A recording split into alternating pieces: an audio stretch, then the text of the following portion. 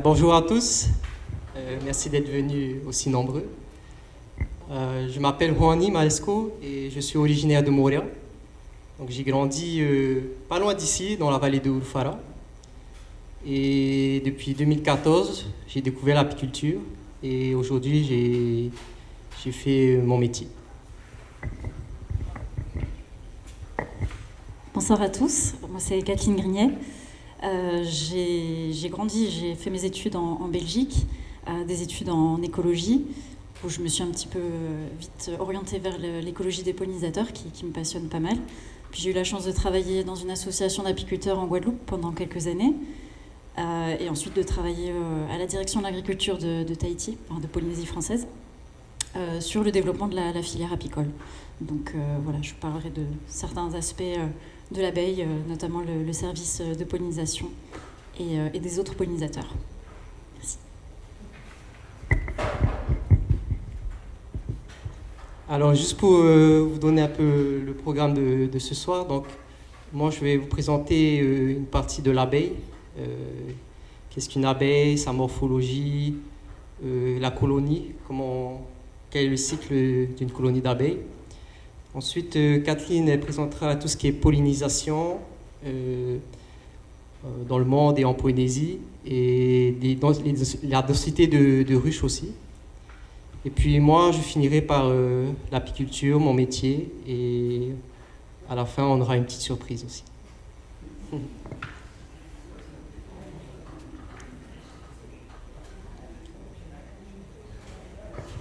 Alors, je voulais poser un peu la question. Je ne pensais pas être aussi nombreux, mais peut-être certains pourront participer. Alors, pour vous, qu'est-ce qu'une abeille? Que représente une abeille? C'est un insecte qui butine, fait du miel, oui. Comment? Qui est très utile. Très bien.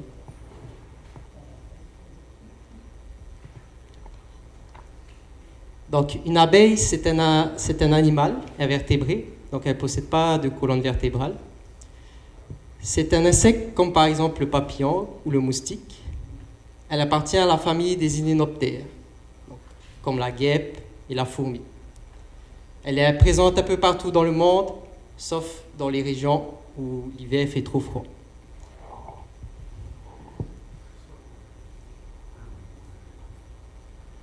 Alors, morphologie d'une abeille. Donc, une abeille, on va la diviser en 3 parties. Donc, la tête, le thorax et l'abdomen. On va commencer par la tête. Donc, une tête d'abeille, elle est constituée d'ocelles au-dessus de la tête, d'œils composés. Alors, les ocelles permettent de voir la luminosité. Elles arrivent à voir la lumière du jour et quand est-ce qu'il va faire nuit. Les yeux composés, ça leur permet de voir les formes et les couleurs. Donc les abeilles ne voient pas toutes les couleurs. Elles peuvent voir les couleurs claires comme le bleu, le vert, le jaune, mais elles ne voient pas le rouge ni le noir. Elle est composée d'antennes. Les antennes leur permettent de communiquer, mais aussi de mesurer. Quand elles font leur rayon de cire, qu'on voyait là, la taille d'une alvéole, elles mesurent avec leurs antennes. Chaque alvéole est de la même dimension.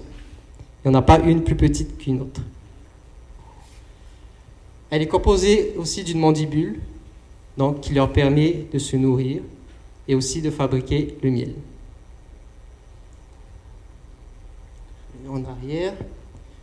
Le thorax, c'est la partie la plus solide de l'abeille. Elle est composée de 6 pattes postérieures, particulièrement adaptées à la récolte de pollen. Elles ont des petites brosses à l'arrière des pattes qui leur permet de stocker le pollen et le transporter. 2 paires d'ailes membraneuses et nerveuses qui permettent de se déplacer et de voler.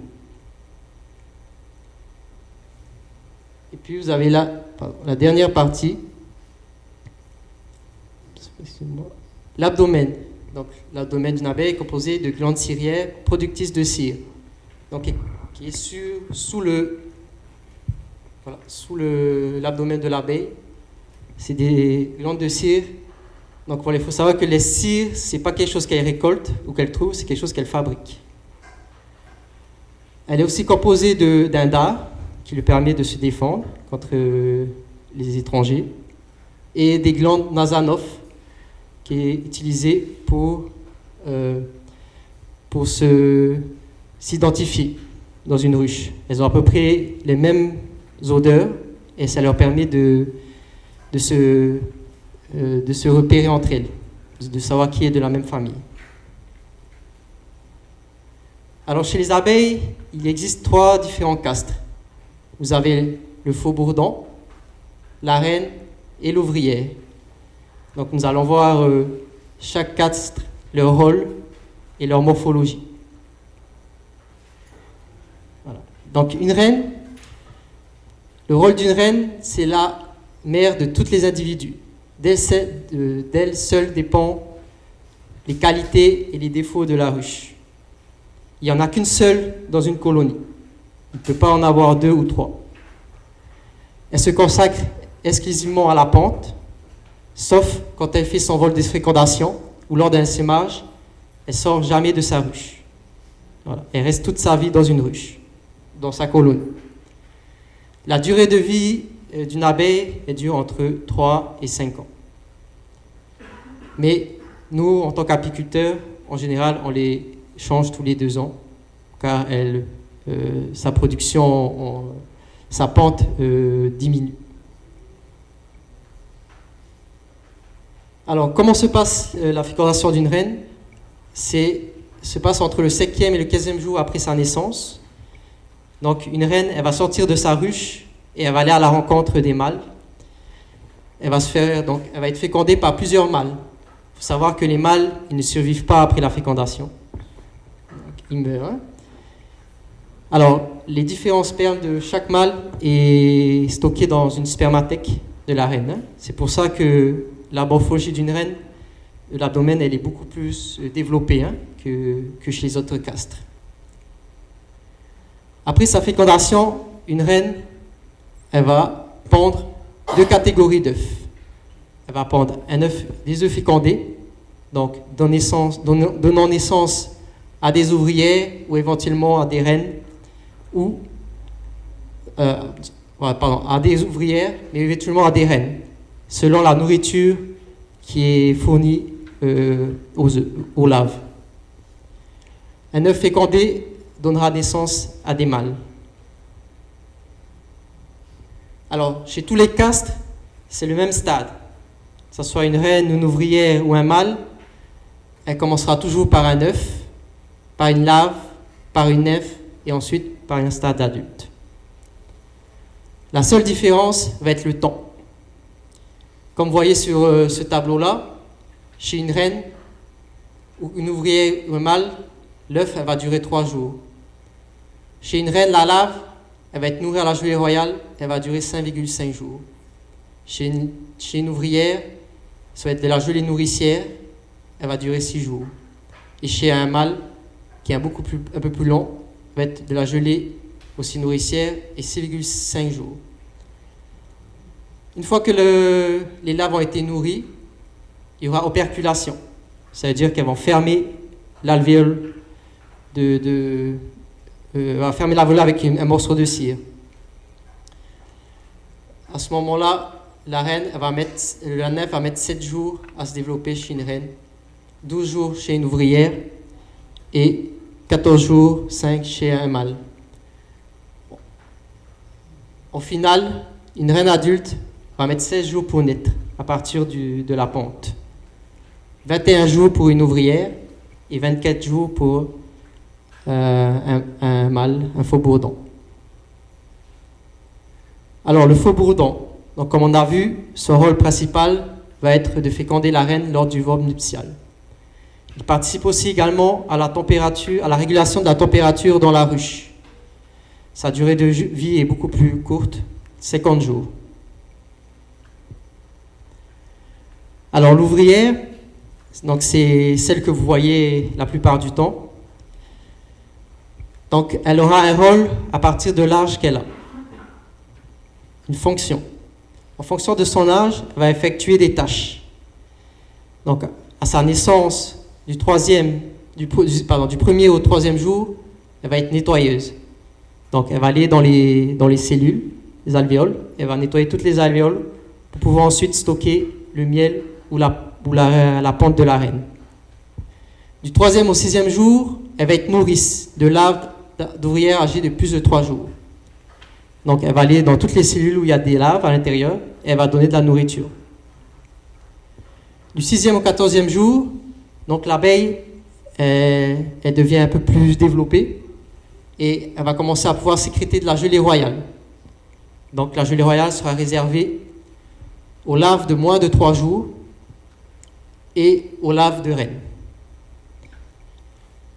Du 14e au 20e jour, les abeilles vont réceptionner le nectar des butineuses. Elles vont le mûrir, stocker et elles vont mûrir et stocker le miel dans les alvéoles. Elle va aussi commencer à sécréter de la cire pour la fabrication des rayons de cire. C'est à partir du 20e jour et plus que les abeilles vont commencer à pouvoir sortir de la ruche. Donc elles vont d'abord devenir gardiennes, elles vont défendre la ruche à l'entrée, et ensuite elles vont faire ses premiers vols de fécondation et devenir butineuses. Donc c'est le rôle qu'elle accomplira tout le reste de sa vie.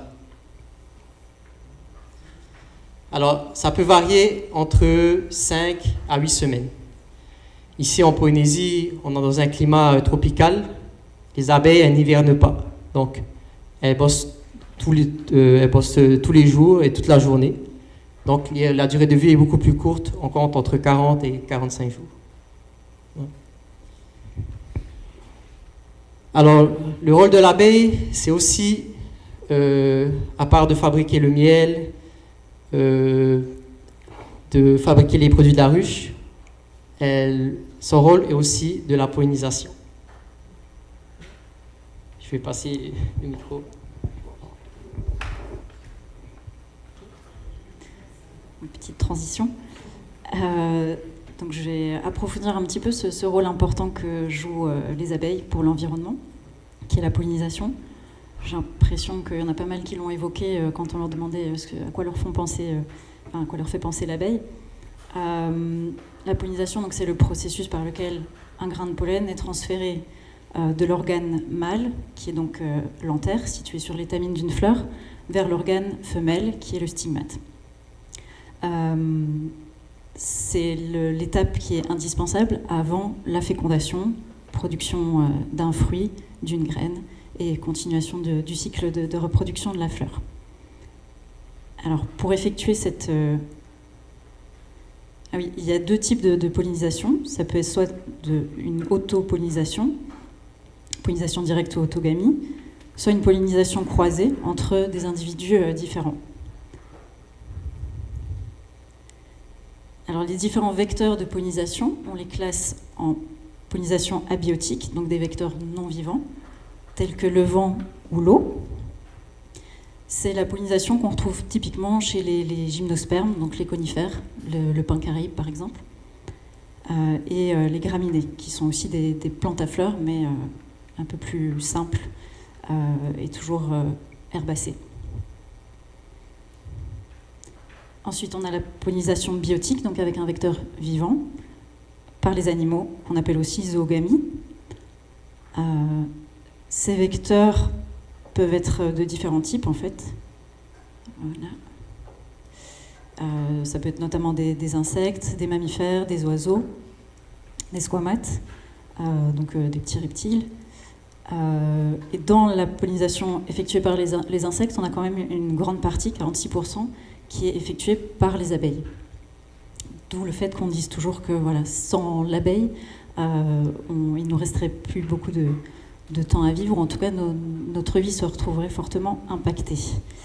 Effectivement, il y a à peu près 87% des angiospermes, donc des plantes à fleurs, qui dépendent de cette pollinisation par les animaux, et ça représente 75% des plantes cultivées.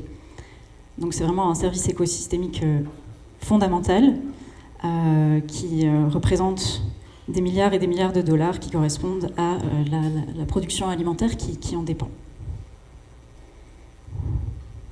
Mais qui sont ces pollinisateurs? Donc on a parlé de l'abeille mellifère, mais ce n'est pas la seule à rendre ce service de pollinisation. Ici on a mis quelques exemples. Bon, en Polynésie on ne retrouve pas de chauves-souris, mais dans certaines zones du monde, elles effectuent de la pollinisation nocturne, en fait, sur des fleurs nocturnes. On voit ici l'exemple avec des fleurs de cactus ou de pitaya. On a aussi dans les oiseaux les colibris qui sont assez réputés pour leur activité de butinage et leur service de pollinisation aussi. Alors comment est-ce qu'on les distingue? On va prendre principalement les pollinisateurs qu'on retrouve ici en Polynésie, à savoir les insectes, même s'il y a certains oiseaux qui participent aussi à la pollinisation tout de même. Alors, les guêpes, c'est le même ordre que les abeilles, sont aussi des hyménoptères. Hyménoptères parce qu'elles ont 2 paires d'ailes, elles ont des pattes effilées, généralement peu ou pas de poils. La grosse différence qu'on peut distinguer, c'est au niveau de la tête.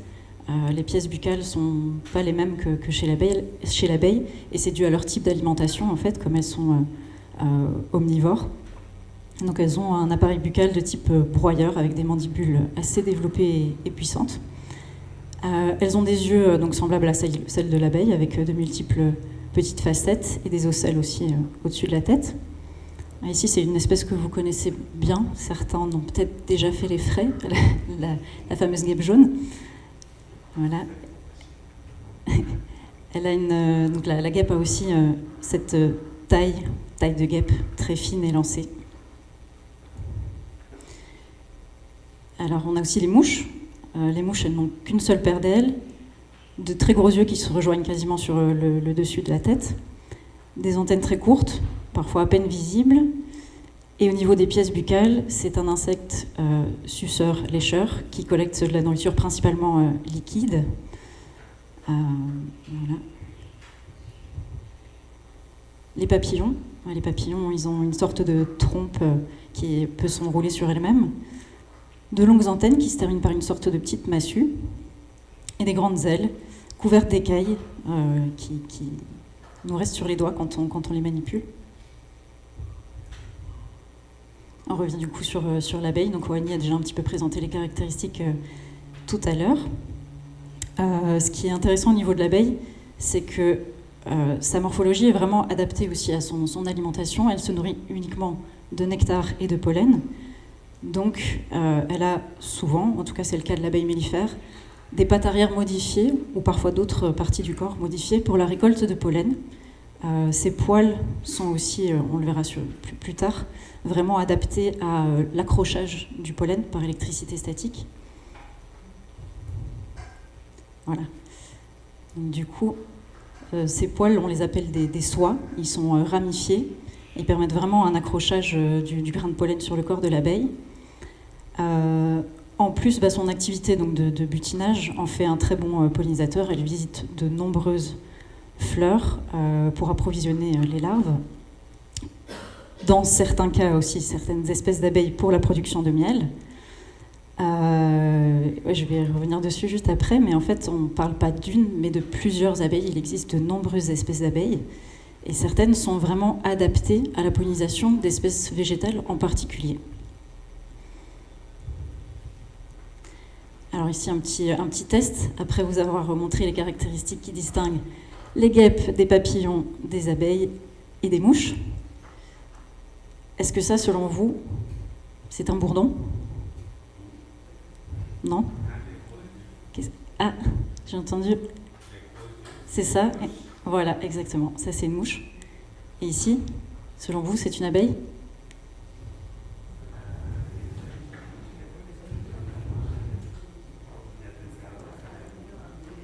Ça a l'air plus mitigé.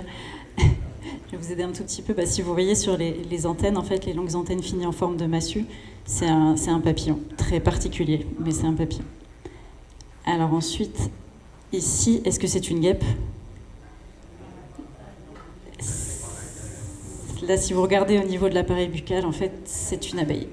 Voilà, il y a vraiment des cas assez particuliers dans la nature. je mentionne mes collègues de l'IRD à qui j'ai piqué ces quelques photos. Donc au niveau des abeilles, donc les hyménoptères apoidés, il existe plus de 20 000 espèces dans le monde en fait. Il n'y a vraiment pas que la plus connue d'entre elles, l'Apis mellifera, qui produit du miel. Ces espèces, on les appelle domestiques si elles ont été domestiquées et élevées par l'homme, ou sauvages. On classe aussi les abeilles sauvages en solitaires ou sociales, sachant que la grande majorité sont solitaires, c'est-à-dire qu'elles ne vivent pas en colonie. Toutes les femelles sont fécondes et elles vont pondre leurs larves, enfin leurs œufs, leur apporter de la nourriture, donc une sorte de pâte, un mélange de nectar et de pollen. Elles peuvent nicher dans différents substrats, dans le sol, dans le bois, parfois même dans des infractuosités dans les murs. Ici, c'est une petite espèce qui est présente en Polynésie française. Celle-ci aussi, hein, le xylocope, qu'on appelle souvent bourdon. En réalité, c'est une abeille. Le bourdon, c'est un proche cousin de l'abeille, mais ce n'est pas exactement la même chose. Il existe, donc ici on voit un exemple d'espèce sauvage sociale, la mélipone. C'est une abeille très particulière, en fait. Son dard a complètement régressé, il a à peu près disparu, en fait, donc elle ne pique pas. Elle produit du miel dans des sortes de petites amphores. Donc au lieu d'avoir une structure de ruche à la verticale, sa structure est plutôt horizontale, elle superpose les amphores. Et au niveau de l'organisation, il n'y a pas une reine unique et des ouvrières, il y a d'autres castes, il y a aussi des sortes de princesses qui peuvent évoluer, devenir fécondes. Voilà. Il existe aussi une catégorie un petit peu à part, c'est les abeilles dites coucou, c'est des kleptoparasites. Ce sont des abeilles en fait qui vont pondre leurs œufs dans le nid d'autres abeilles sauvages. Soit elles vont éliminer l'œuf ou la larve existant, soit elles vont les laisser cohabiter. On n'a pas d'espèces d'abeilles coucou qui ont déjà été recensées en Polynésie pour l'instant. Il en existe une recensée en Nouvelle-Calédonie, mais sinon dans le monde ça représente quasiment un quart des espèces d'abeilles sauvages. Voilà, je montre encore une petite photo pour que vous voyez la diversité de formes, de tailles, de couleurs qui existent parmi les abeilles. Donc à titre de comparaison, environ 20 000 espèces dans le monde, 2 000 en Europe, 952 en France, 50 en Nouvelle-Calédonie et seulement 13 recensées en Polynésie française. Donc on sait qu'il y a un gradient de biodiversité qui va en diminuant, au niveau terrestre en tout cas, plus on s'éloigne d'ouest en est dans le Pacifique. Mais là, c'est au niveau des espèces d'arthropodes, en particulier d'abeilles, c'est assez marqué.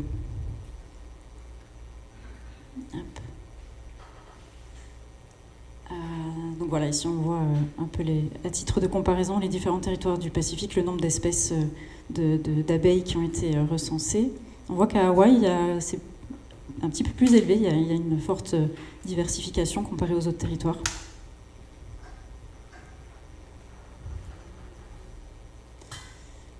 Alors, pour vous donner quelques petits exemples, parce que c'est vrai que parfois on ne les remarque pas, on n'y prête pas forcément attention, mais c'est ici des abeilles qui sont relativement communes. Vous avez peut-être déjà observé dans vos jardins ou pendant des balades. On peut les trouver en zone rurale, en zone habitée aussi. Donc il y a la fameuse xylocope, abeille charpentière, qu'on appelle aussi bourdon, qui est bien de la famille des apidés, donc la même famille que l'abeille mellifère. C'est une abeille qui niche donc dans le bois. Ici, on voit la différence de morphologie. La femelle est noire et le mâle est plutôt couleur fauve. Alors, qu'est-ce que je peux donner comme autre élément? Donc ici, l'abeille coupeuse de feuilles. Ce sont différentes espèces. En fait, on regroupe ce même nom, différentes espèces sous l'appellation de mégachyle. Donc, ces espèces de la famille des mégachylidés. On a 4 espèces en Polynésie française. Par exemple, celle-ci, Mégachyle embrypénis. La particularité de ces abeilles-là, en fait, c'est qu'elles ont l'organe, la brosse de poils pour collecter le pollen qui se trouve sous l'abdomen. Bon, on voit pas très très bien ici, mais donc elles sont particulièrement adaptées on le voit un petit peu mieux sur celle-ci, à la pollinisation de certaines fleurs, comme notamment les fabacées, qui ont vraiment les étamines qui remontent vers le haut quand elles se posent sur la fleur pour récolter le nectar et le pollen. Le pollen se dépose directement sur leur brosse ventrale. Et alors une autre petite abeille que vous avez peut-être déjà vue parce qu'elle commence à être très répandue en Polynésie française, comme dans d'autres territoires du Pacifique, c'est Amegilla pulchra, qu'on appelle aussi l'abeille bleue. C'est une petite abeille plus petite que l'abeille à miel, qui fait pas mal de bruit, son bruit pendant ses mouvements, en fait, le bruit de ses ailes. Elle serait originaire d'Australie, et on soupçonne qu'elle ait été importée pour la pollinisation, parce qu'elle est réputée en Australie pour la pollinisation des solanacées, donc les tomates, aubergines, etc. Ce sont des plantes en fait qui nécessitent une vibration pour lâcher leur pollen.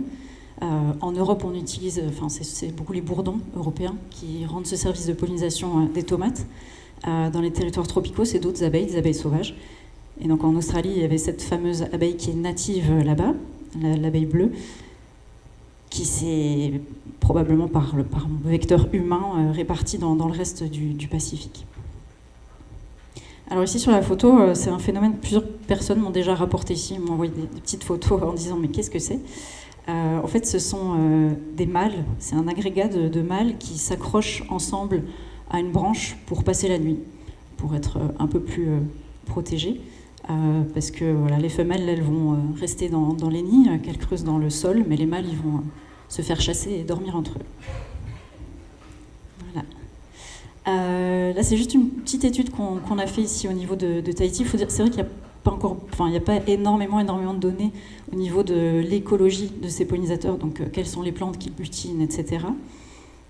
Donc on a voulu faire une petite étude en zone agricole pour savoir quelle était la participation, surtout dans la pollinisation des cultures, de telle ou telle espèce. Donc cette étude a été financée par le projet Protège, financé par l'Union européenne, avec la participation d'un collègue de l'IRD de Nouvelle-Calédonie, Hervé Jourdan. On a encadré de nombreux stagiaires très très motivés. Ça a été intense. Donc ils ont fait des recensements dans 6 parcelles agricoles de Tahiti, des exploitations bio et des exploitations conventionnelles, pour essayer de voir aussi à quel point les pratiques pouvaient influencer la diversité. Et donc à nouveau, on retrouve des mouches, des abeilles, des guêpes et des papillons. Alors je reviens sur la phrase de un monde sans abeilles courrait assez rapidement à sa perte, en tout cas pour nous les humains et pour la diversité, la biodiversité de manière générale. Donc on voit souvent l'image choc utilisée du petit déjeuner et des courses au supermarché dans le monde actuel avec nos abeilles. Et puis, sans abeilles, voilà, c'est plus très intéressant. Voilà. Alors vous en avez sûrement entendu parler, c'est quand même assez débattu dans l'actualité aussi. La tendance au niveau des pollinisateurs et même des insectes de manière générale n'est vraiment pas très bonne. Il y a un important déclin qui se marque à l'échelle mondiale. Ce déclin est multifactoriel. Il est dû notamment et principalement aux effets du changement climatique, à l'intensification des pratiques agricoles, à la disparition des habitats et des ressources alimentaires de ces insectes, dû à l'urbanisation, mais aussi à l'extensification agricole, donc les grandes monocultures qui ne sont pas mellifères, et à l'introduction d'espèces exotiques. Un exemple bien connu, c'est le frelon asiatique, qu'on n'a pas la chance de ne pas avoir ici en Polynésie, mais qui impacte fortement l'abeille mellifère en Europe. Alors est-ce que ce déclin, selon vous, concerne toutes les espèces à la même échelle, ou est-ce que l'abeille mellifère est plus impactée encore que les autres ? Je ne sais pas si vous avez rapidement une petite idée, c'est un peu une question compliquée. Alors, au niveau des insectes et des abeilles en particulier, globalement, ce sont plus les espèces sauvages qui sont impactées, parce que elles ont besoin de sites de nidification dans la nature, tandis que l'abeille mellifère domestiquée bénéficie quand même de l'aide de l'élevage, en fait, de l'activité apicole, qui fournit logement et de nourriture quand il y a pénurie de ressources. Il arrive que les apiculteurs doivent nourrir, en tout cas ils s'arrangent toujours pour essayer de sauver leur colonie. Donc ça permet un peu un maintien. Ce ne sont pas les pollinisateurs qui se portent le plus mal, mais ils sont quand même exposés à toutes ces difficultés et à une tendance au déclin. Alors justement, comment se porte l'apiculture en Polynésie française ? Donc, il y a eu un gros boom, un gros essor du développement de cette filière suite à des restrictions sanitaires. Justement, on a la chance de ne pas avoir certaines maladies apicoles sur le territoire, ou certains parasites. Le varroa est absent. Il n'y a pas la nocémose et d'autres maladies vraiment problématiques. Donc il y a eu interdiction d'importer, enfin c'est pas une interdiction totale, c'est autorisation sous conditions sanitaires strictes, c'est-à-dire que les produits apicoles doivent avoir subi des rayonnements ou une chauffe par exemple à haute température pour la cire, etc. Donc au final en fait ça a automatiquement régulé et stoppé l'import de certains produits comme le miel. Donc suite à ça, il y a eu un encouragement au niveau des politiques pour développer la filière locale et pouvoir compenser et satisfaire la demande des consommateurs. Donc voilà, on est passé de à peu près 1621 colonies en 1995 à 12 000 colonies en 2022 et ça continue d'augmenter progressivement. Alors, actuellement, il y a environ 400 apiculteurs déclarés en Polynésie française, dont plus de la moitié se situe sur les îles de Tahiti et Moorea. À Tahiti, on a 3400 ruches déclarées et 1300 à Moorea. Et la répartition de ces ruchers est variable, ils sont souvent plus proches des habitations, des zones urbaines, pour des questions de facilité d'accès à des terrains, etc. La question c'est, est-ce qu'on peut continuer comme ça d'augmenter le nombre de colonies installées à l'infini ? Voilà, forcément non. Il y a des ressources alimentaires limitées pour les abeilles, un espace géographique limité aussi. Donc, c'est peut-être plus difficile parfois à concevoir au niveau de l'abeille que par exemple pour des vaches qui se trouvent dans un pré. On sait que voilà, dans X mètres carrés, on va pouvoir mettre X vaches. Au niveau de l'abeille, il faut connaître en fait son aire de butinage, qui est, on donne souvent la moyenne d'un rayon de 3 km. En réalité, l'aire la plus butinée, c'est 1,1 km autour du rucher. Et elle va généralement jusqu'à 3 km selon les ressources disponibles. Elle peut aller plus loin, mais au-delà de ça, en fait, elle va commencer à fortement consommer le nectar qu'elle a prélevé pour lui donner de l'énergie pour faire son trajet de retour, en fait. Donc voilà, souvent le butinage se situe dans cette aire. Donc du coup, voilà, la compétition la plus importante qu'il peut y avoir entre des ruchers situés les uns à côté des autres est dans ce rayon-là. Donc là, on donne une image fictive d'une répartition idéale des ruchers. Il faudrait éviter en fait que ces aires de compétition se superposent. Ça limite ainsi la compétition alimentaire, mais aussi l'échange de maladies et parasites potentiels, avec du pillage entre les ruches, et ça permet de limiter le nourrissement quand on est dans des périodes un petit peu plus creuses au niveau des floraisons, et de maintenir une production de miel importante. Après, ça c'est une autre répartition. Si on veut en plus tenir compte des autres pollinisateurs qui se nourrissent aussi des ressources florales, il faudrait potentiellement laisser des espaces un petit peu de moindre densité d'abeilles mellifères. Alors tout ça est assez difficile à estimer, étant donné qu'on ne connaît pas exactement la qualité justement mellifère en fait, des différents paysages. On n'a pas actuellement une donnée, on peut dire voilà, maximum 10 ruches par kilomètre carré, maximum 15, etc. Ça varie en plus en fonction des saisons. Mais à titre de comparaison, en Nouvelle-Calédonie, ils sont environ à 0,45 ruches par kilomètre carré, tandis qu'à Moorea, on est déjà à du 10 ruches par kilomètre carré, sur base du déclaratif, parce qu'il y a beaucoup d'apiculteurs qui ne déclarent pas leurs ruches, donc c'est encore plus difficile à estimer. Voilà. Donc là, on voit la situation en Nouvelle-Calédonie. Donc le 0,45, c'est une grosse moyenne, mais évidemment, pareil, la répartition varie fortement en fonction de l'urbanisation. Et autour de Nouméa, on voit qu'on se situe plus dans les 11, 14, voire 14 à 17 ruches au kilomètre carré. Et donc il y a des soucis qui commencent, enfin des impacts qui commencent à se marquer au niveau de la production de miel et des pollinisateurs sauvages qu'on trouve encore dans la ville, en fait, à Nouméa. Donc des politiques se mettent petit à petit en place pour essayer de limiter et mieux gérer cette implantation de ruches en ville.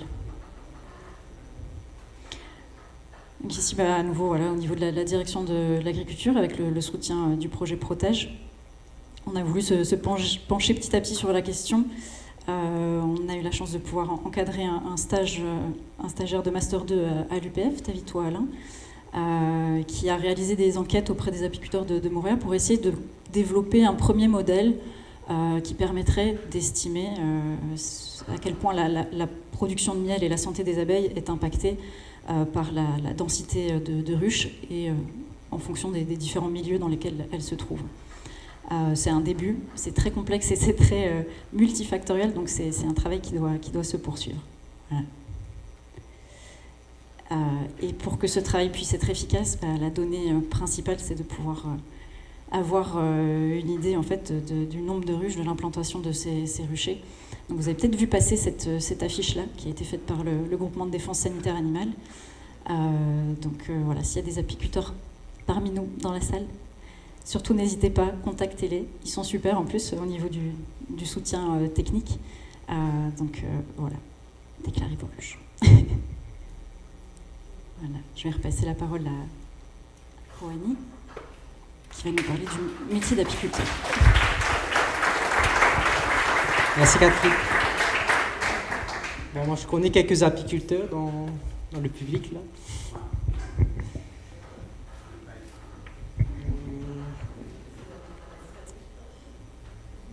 Alors, je voulais enchaîner sur un peu plus sur l'apiculture.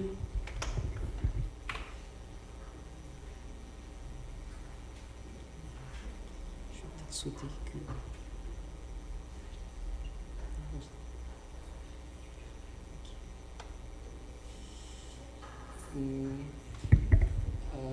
Alors, avant de continuer le planning,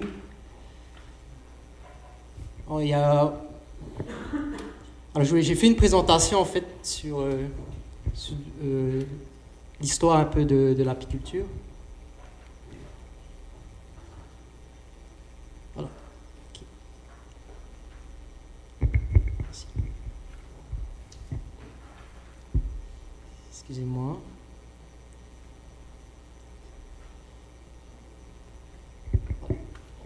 Alors, qu'est-ce qu'est l'apiculture, hein? Donc, la description, l'apiculture, c'est de s'occuper d'élever, de soigner les abeilles afin de bénéficier des produits de la ruche, tels que le miel, la cire et le pollen. Alors, un peu d'histoire. Alors, depuis quand existe l'apiculture? Donc, l'apiculture existe depuis la préhistoire. À ce moment-là, l'apiculture est définie sous forme de cueillette. Les hommes récoltaient le miel sauvage sans moyen de protection, comme aujourd'hui. Donc aujourd'hui, nous, on utilise des combinaisons, des enfumoirs.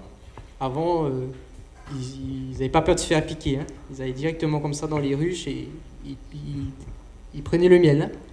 Alors cette façon de faire était, on va dire, un peu mauvaise parce que ça détruisait les colonies. Voilà. Et tuer la colonie pour pouvoir bénéficier du miel. Alors cette pratique, elle existe toujours un peu partout dans le monde. Et je ne sais pas, peut-être vous avez déjà vu des reportages dessus. Mais en Himalaya, donc les hommes, ils escaladent ou ils créent des longues échelles pour récolter le miel. Hein. Donc vous voyez, ils n'ont pas de combinaison, ils se font piquer. Et ils vont avec leur panier, ils montent sur les échelles et puis voilà, ils récoltent à la main le miel. Hein. Ici aussi, il y a certains qui font ça, ils vont dans des essaims sauvages, dans les montagnes, et puis ils se servent comme ça du miel. Hein. Alors, depuis quand on domestique l'abeille? Donc, les premiers témoignages, c'est en Égypte. Donc, l'apiculture est domestiquée apparaît sur un bas-relief dans le temple solaire d'Abu Korad. Hein. Donc, cette image-là, hein, vous voyez un Égyptien chavirer du miel dans des poteries, et vous voyez des dessins d'abeilles à côté. Hein. Toutefois, la découverte de ces vestiges, nous ne savons pas exactement quand est-ce qu'a débuté la domestication de l'abeille, avec précision. Alors j'avais fait des diapos sur les mystères religieux, mais ça a un peu bugué mon ordi, donc je vais essayer d'improviser. Alors les mythes dans la mythologie grecque, vous avez un berger, j'ai oublié son nom, désolé. On dit que c'était le défenseur de l'abeille. C'était lui qui faisait de la récolte de miel.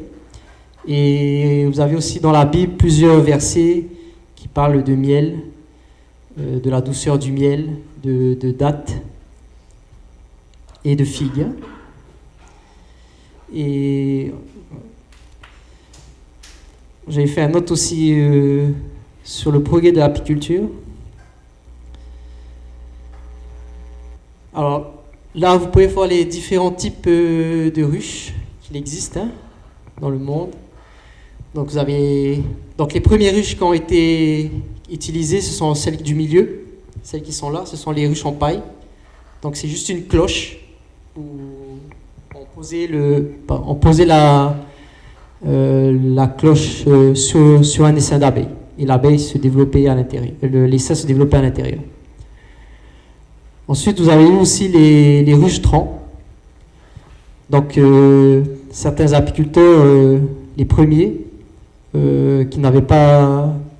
qui trouvaient des essaims sauvages dans des troncs d'arbres, ils les coupaient et puis ils les ramenaient près de leur habitation pour en bénéficier plus régulièrement de miel. Vous avez la ruche kéniale. Alors cette ruche-là, c'est la ruche des amateurs. Donc c'est une ruche où tu n'as pas besoin d'entretien. Donc tu vas une seule fois par an pour récolter le miel. Mais le reste du temps, les abeilles se développent d'elles-mêmes. Et puis aujourd'hui, donc, vous avez la ruche moderne, donc celle qui est posée au milieu, celle que la plupart des apiculteurs utilisent dans le monde. Donc pour décrire la ruche moderne, donc, elle est composée d'un plateau d'envol. Donc à l'entrée, vous avez les abeilles qui peuvent sortir. Vous avez un corps de ruche à ce niveau-là, et ensuite vous avez un deuxième étage qui s'appelle la hausse. Dans la première partie, les abeilles vont se développer. La colonie va se développer, la reine va pondre ses œufs, elles vont stocker leur nourriture, elles vont s'alimenter. Et quand une fois que la ruche elle est pleine, le surplus, elle va le stocker au-dessus, dans la hausse.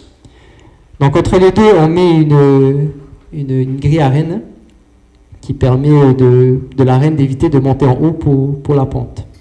Donc toutes les abeilles vont monter et elles vont stocker le miel qu'il y a au-dessus. Et puis on met un toit pour les abriter. Alors, une question, comment l'abeille est arrivée en Polynésie? Est-ce qu'elle était là bien avant l'homme? Est-ce qu'elle est arrivée avec les pirogues polynésiennes? Ou est-ce qu'elle a été importée par les colonisateurs? Donc cette réponse, je l'ai trouvée dans le rapport de mission de M. Faucon en 1996. Donc les abeilles ont été introduites en Polynésie dans la deuxième moitié du 19e siècle par les missionnaires catholiques. Donc pour en bénéficier de leur cire pour leur siège. Donc depuis cet archipel qui se trouve le plus à l'est de la Polynésie, donc à partir de là, les introductions se sont faites dans les Tuamotu, dans les îles de la Société et aux îles Marquises. Il n'y a qu'au niveau des Australes une abeille d'un autre type d'abeille qui est arrivée, mais on ne sait pas comment. C'était une abeille noire, différente de toutes celles qu'on trouvait en Polynésie. Il faut savoir aussi que certaines îles ne sont pas colonisées par les abeilles, comme par exemple Limatara, Reivavin ou Makatea. Alors cette raison, c'est pour protéger la biodiversité sur ces îles. Comme exemple, à Limatara, vous avez un oiseau qui est très rare, le vinini, pour éviter que l'abeille prenne de la place et nuise à cet oiseau. Donc, on n'a pas introduit d'abeilles sur ces îles-là. Alors, à l'heure d'aujourd'hui, il y a les îles comme Makatea. J'ai entendu des échos comme quoi il y avait des abeilles sur ces îles-là. Hein. Mais c'est très récent, s'il y en a. Alors là, j'ai repris un peu ce que Kathleen a présenté tout à l'heure, hein, l'évolution de l'apiculture en Polynésie française. Donc, vous voyez bien qu'en 1995, il existait 79 exploitants et juste 1642 colonies. Mais c'est vraiment à partir de... Pardon. Voilà, c'est vraiment à partir de 2012 que l'apiculture s'est développée. Alors, cette raison-là, c'est parce qu'il y a eu une interdiction d'importation de miel sur le territoire. Et du coup, pour subvenir à la demande de miel, on a dû développer, l'apiculture a dû se développer. Et voilà. C'est en 2018, donc il y a eu 450 apiculteurs pour 10 000 colonies. Et en 2002, environ 12 000 colonies dans 4 700 îles du fond.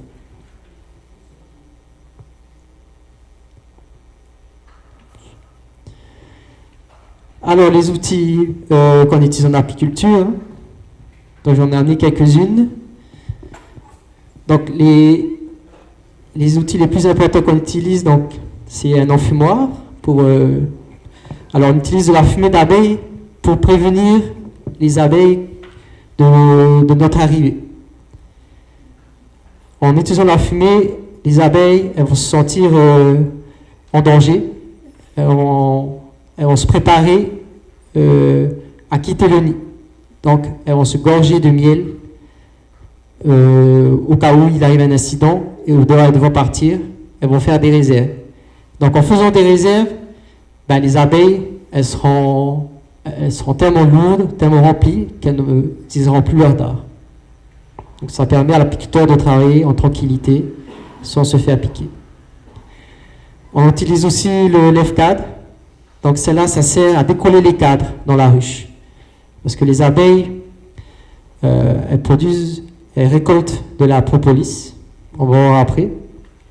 Donc c'est un matériau qui est collant, qui colle les cadres et qui est très difficile à manipuler avec les mains. Donc on utilise un lève-cadre pour décoller. Donc bien évidemment, on utilise aussi une combinaison et des gants pour se protéger des piqûres.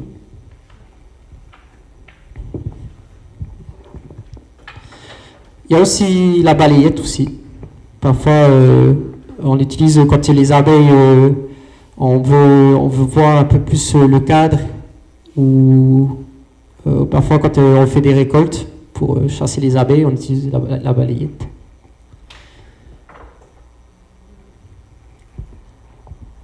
Alors, qu'est-ce qui existe comme produit de la ruche? Donc, la première que vous voyez, donc c'est la cire d'abeille, donc qui est produit par les abeilles, le miel, le pollen.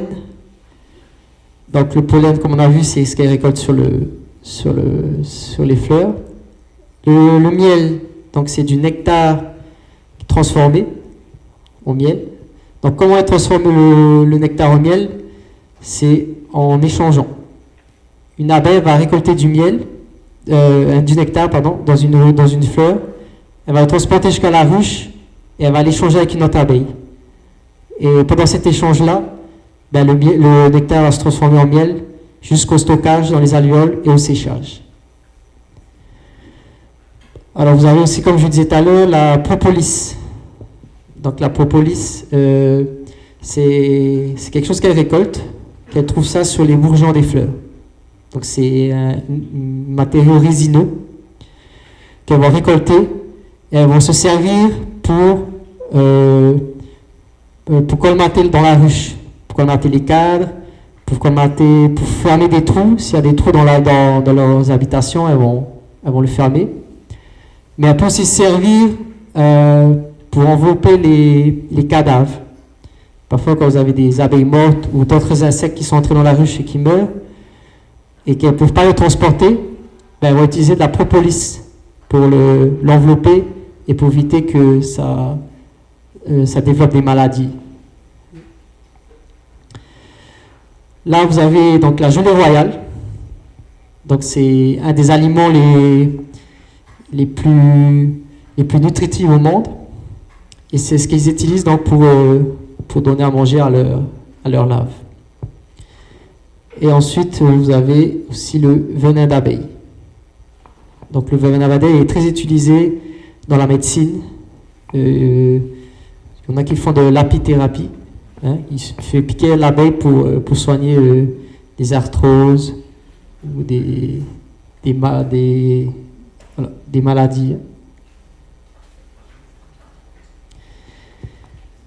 Donc voilà, j'ai fini ma présentation.